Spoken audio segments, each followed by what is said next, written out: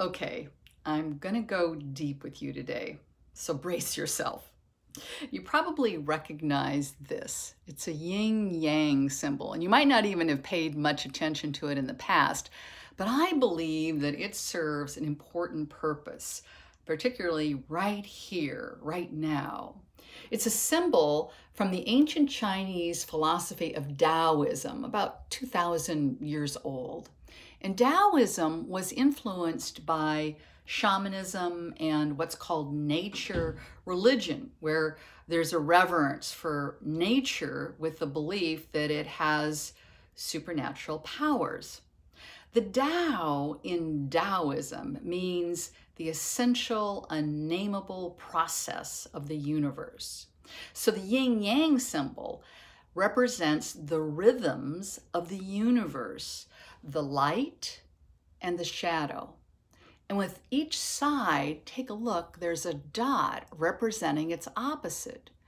And this means that this rhythm flows from the light to the shadow, to the light, to the shadow, and that the light can be found in the shadow and the shadow found in the light. And we, with our puny little brains, can't fathom what's going to happen and how it's going to happen. Although that's what we want to do, right?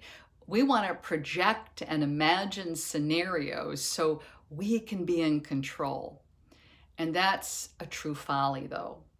Another way of putting it is that we want to figure out how to deal with unknown unknowns. Unknown unknowns, meaning we can't even whiteboard it because we don't have a set of unknowns that we can even work with. There's a wonderful and very simple little story about the rhythms of the universe that really takes this home, and I want to share it with you. There was a man, he was a widower outside a small village, some distance, and he had a teenage son.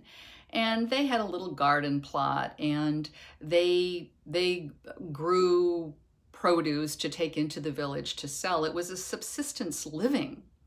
And they had a little cart, and they had a horse, and the teenage boy would drive the cart into town. They would both go to be able to sell their produce and make a living from this. Well, one day, the little horse up and left, ran away. And the man became distraught, despairing, starting to wring his hands and saying, "What are we ever going to do? We need that horse to take the cart into town. Oh my God, we're not going to be able to get the cart in. Our produce is going to rot.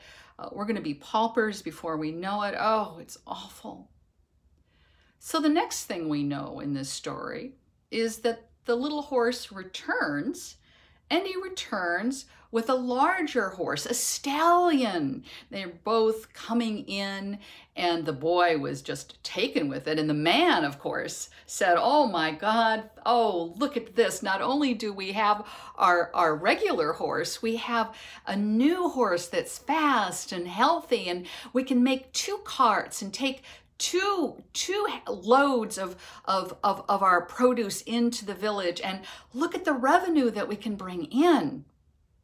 So the teenager fell in love with this new horse and was riding it and fell off and broke his leg. The man said, "Oh my God, what are we going to do now?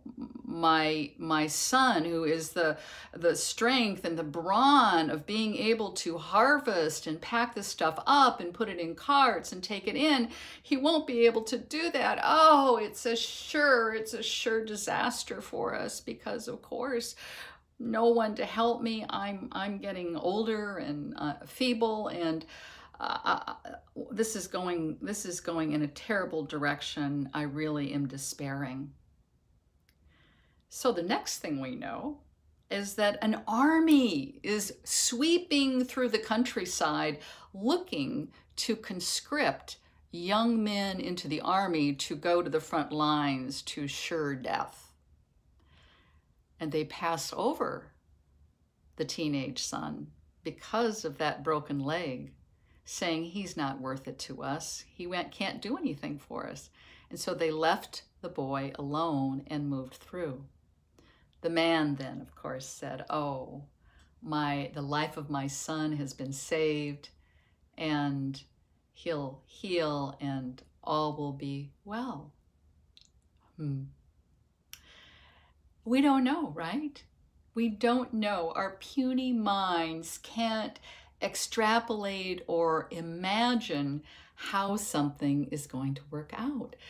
Therefore, we have no idea of how this tsunami of current events is going to unfold.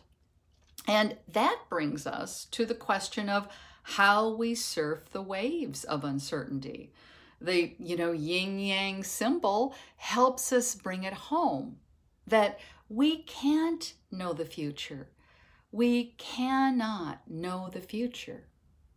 So in the midst of all this uncertainty, we practice staying calm and centered and open-minded and open-hearted, and put our energies into the direction that we want to see the world move. And in the yin-yang symbol, remember, the black and white represent the movement of energies. So if this has been a little too woo-woo for you, I too have an antenna for woo-woo. However, consider that Western science has measured Earth's energetic fields and has established the understanding that we can amplify our collective energy, our collective heart energy, and create a shift in humanity when we embrace this. Yeah. So where are you with all of this? Does it make sense? Do you believe knowing this can create a difference in how you view life? Wherever you are, drop down into the comments section and let me know. Let us all know.